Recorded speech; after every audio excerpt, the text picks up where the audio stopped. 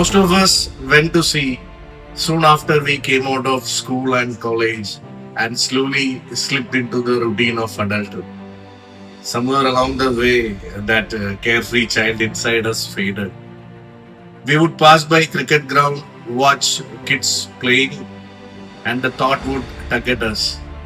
What is really stopping us from chasing the game we love the most? It all started with five of us sitting together in the Merchant Navy Club, forming a small WhatsApp group to what we proudly call our club today, MOCC. MOCC has grown into a strong family of over 350 members and a beautiful journey of 10 years.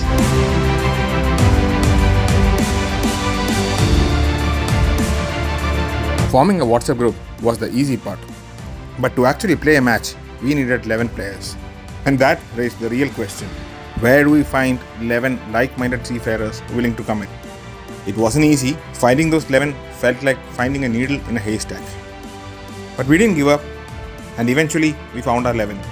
The very first MOCC team took field, playing the second Swanton's All Kerala Cricket Tournament. With that, the excitement truly began. We walked back into the cricket stores like kids again, making our very first purchases as a club. Bats, balls, gloves, everything felt special. We played wherever we could find space, from Bharat Mata College ground to KV school ground. We even travelled all the way to Alapura to buy a cricket bat for the club, a mat that, much to the irritation of some of our wives, became the permanent luggage in our cars. But no complaints could dampen the spirit.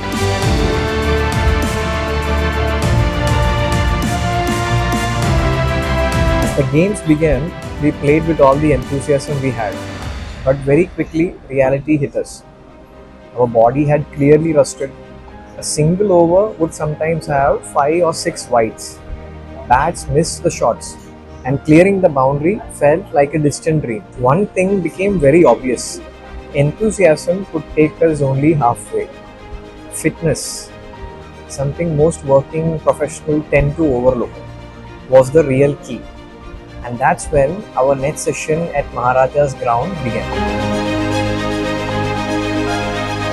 In net, there was a tough competition itself.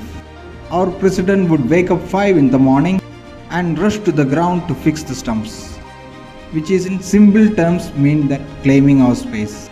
And much to the suffering of our families, houses across different parts of Kochi began witnessing the same scene.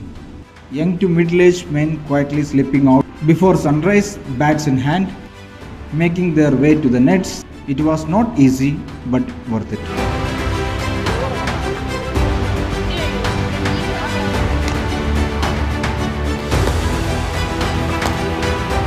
As we grow stronger, our members grew with us. More seafarers joined the club. And soon, playing Super Saturdays alone didn't feel enough. We needed competitions. Because competitions pushes you, sharpens you, and brings out the very best in you. And that's how we started our first in-house tournament, the Mini Bash. We chose the names inspired by the sea itself. Dolphins, sharks, and whales. It felt right. We were men of the sea, after all.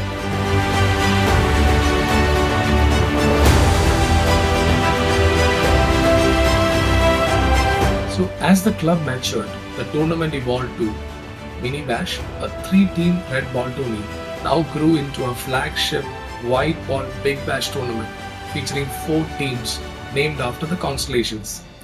A nod to the navigational stars that have guided all the sailors for centuries. What started as a small tourney now stands as a month-long celebration with 6 teams competing very intensely on the field. In fact, it has become so integral to our calendar that all the work plans, weddings, and even exams are scheduled around Big Bash time. It's a statement to the tournament's significance and the passion it ignites in our members. In our first Swanton's corporate tournament, we were just 11 players, not even 12. And as expected, we were knocked out on the very first round. But as seafarers, we are a resilient lot. Giving up was not in our nature. We came back stronger and more determined. And then came 2016. From being complete underdogs, we went to become the champions for that year, lifting our first Swanton's trophy. just the beginning of many more to come. From a team nobody knew, MOCC was suddenly the talk of the town. While the men were having all the fun on the cricket fields, we knew there was something missing, something more we needed to do. After all, a seafarer's family is his strongest anchor. His constant support through very long voyages and time away from home. Of course, we also wanted our wives to continue allowing us to go and play cricket. Well, that's something everyone knows here about the bribes and careful negotiation required for prior approvals. Jokes apart, what we truly wanted was for our families to feel connected, to be part of the journey, not to be just mere spectators. That's how our very first Big Bash racing launch came to be. More importantly, our wives shared in our camaraderie, and from that moment, MOCC Queens were born. They became not just our support system, but the heart that quietly keeps everything together. What started as a cricket club had now truly become a family. Stronger, warmer, and united under one name, MOCC. We were winning tournaments, enjoying the game, and creating memories along the way. MOCC had become an emotion. And that's when a thought struck us. If we could achieve so much together on the field, could we not use that same unity and strength to give something back to the society? That thought gave birth to 1,000 Miles, the charitable arm of MOCC. We realized we had the power to make a difference, however small it may seem at first. But just as the name suggests, a journey of 1,000 miles is made up of small steps, and we kept taking them 1 mile at a time. We started humbly, organizing blood donation camps. We helped in medical treatments of underprivileged, supporting education of children with orphanages and convents, etc. But our first real test came during the Kerala floods of 2019. As people suffered and many were forced to stay indoors for safety, we simply couldn't sit back and watch. We were out there in our thars, on foot, collecting and delivering supplies to those in need. We were on the ground, trying to rebuild homes, lending our hands and our hearts in every possible way to families who had lost everything. Whatever we could, we did. With every effort, MOCC became a crew that touched lives. And in doing so, we discovered that our greatest victories weren't just one on the scoreboard, but the impact we made beyond the ball. Then came the greatest challenge the world has ever come across in this history, COVID-19 pandemic. Life became a standstill and we were constrained to our home. Yet, during those testing times, we kept our 1,000 miles moving.